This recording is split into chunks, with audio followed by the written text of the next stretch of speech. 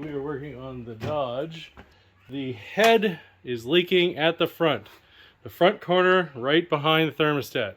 It's a common problem. It happens, whatever.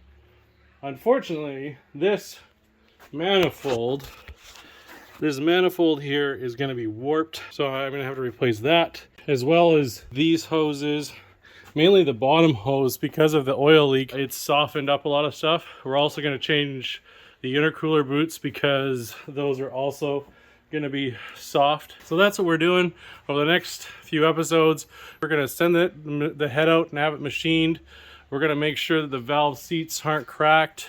All that stuff's going to be taken a look at. Welcome to an enormous parts order here at Southdown Garage.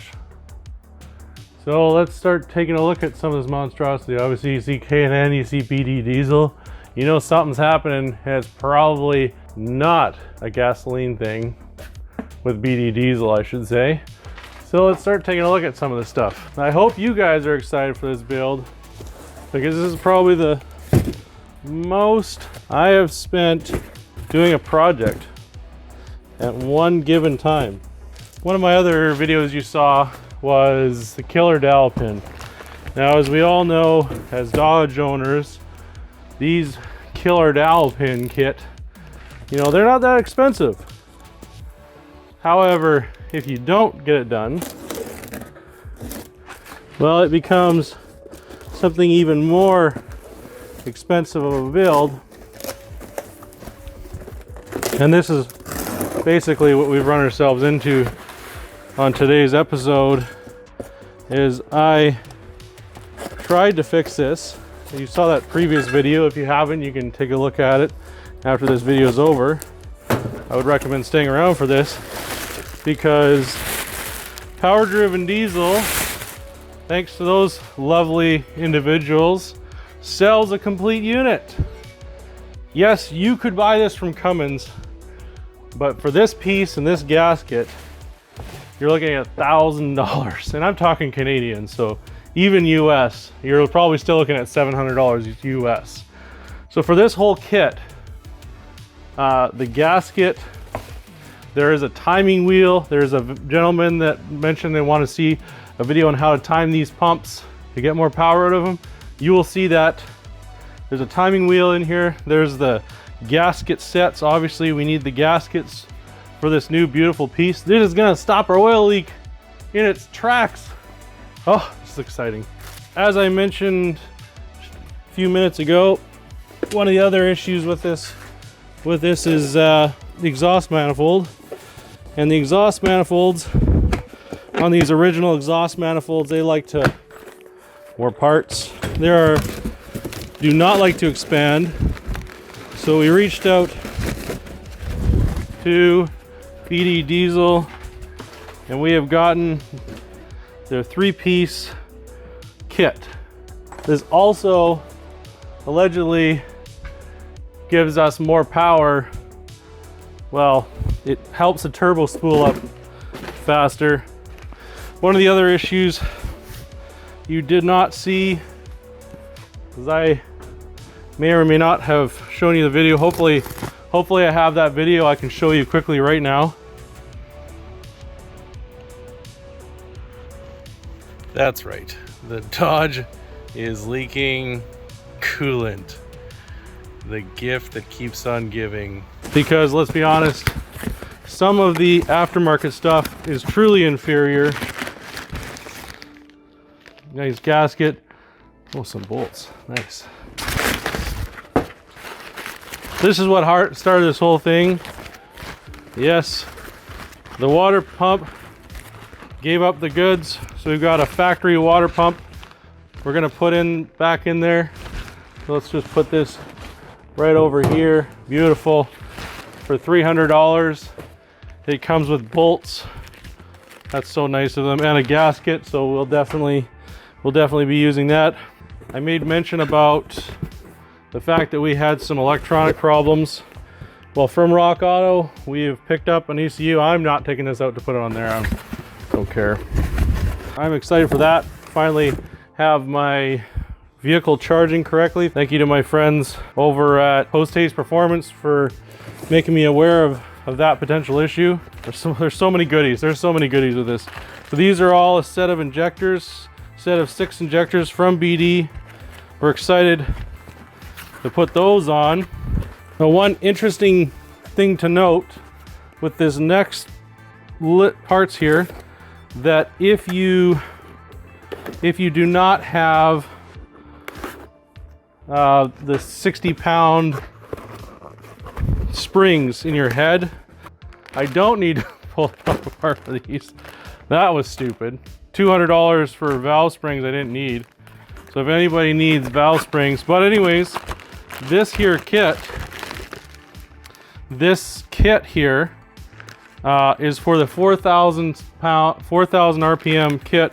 It comes with intake valves, which I do not need, thankfully. So you've got some silicone hoses. Because the oil leak lasted for so long, these are definitely needed. Let me put this, that's it. There we go. That's looking better. I did not go with ADP. I went with Ultra Power stud kit. It's literally $300.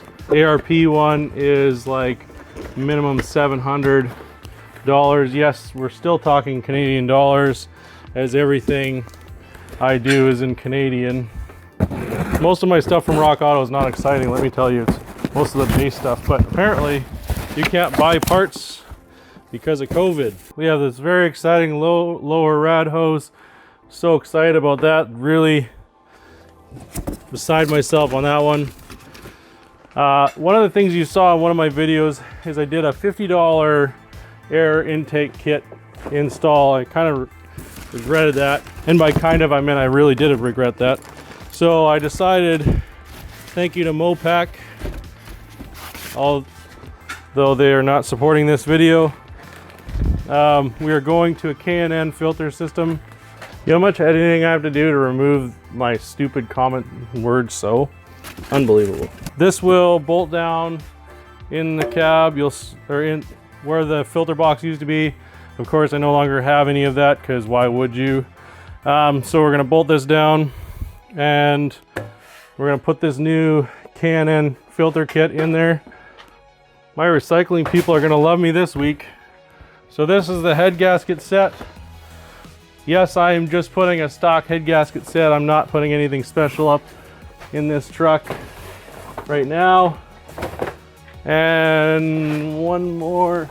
This kit is your oil filler neck kit. If you were so inclined to be rough with your system, when you took it all apart, you could pay Cummins a lot of money to get the stock one, or you could just buy this. There you go.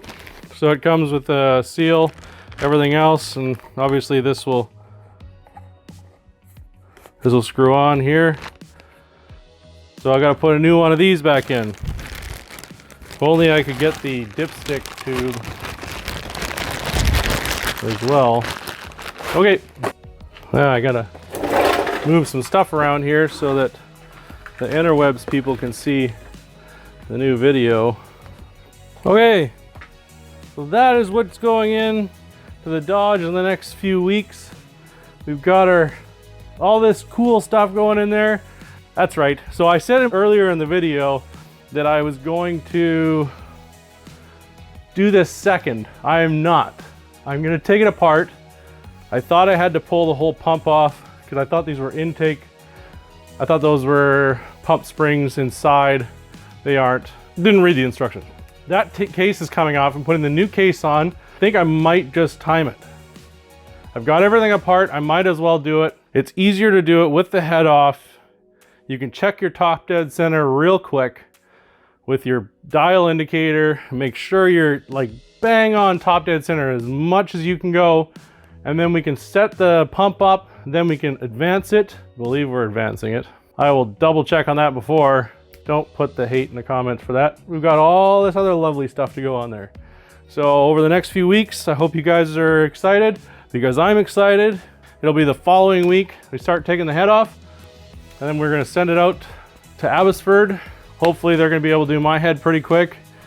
And then we can get to pulling the whole front end off to put this on, because it'll be easier for you guys to see that in the video if I take everything apart so you can see all up front. Anyways, hopefully this video was exciting and not too boring. I've got so much stuff going on here, I can't even move in my shop because my truck is literally right here because it's so long. We will see you guys on another episode of Southdown Garage. This is stage 1 of our build, and that is not including a turbo because I don't have any more money. Hopefully you guys like this video. Hopefully you like these series.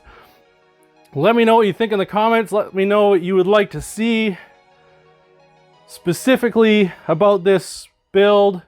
Maybe I can get a little bit more in depth, put out a second video in between the larger ones so that if you have more, you want more information, you can get that information. The rest of the viewers can just follow along on the larger side of the build. So have a wonderful day. Take care, everyone. If you like this video, hit that like button. Consider subscribing, and we'll see you next time on another episode of Southdown Garage, where we're working on the Dodge, nicknamed Sumo because it's low and it's got wide hips, just in case that viewer was curious. Bye-bye, everyone.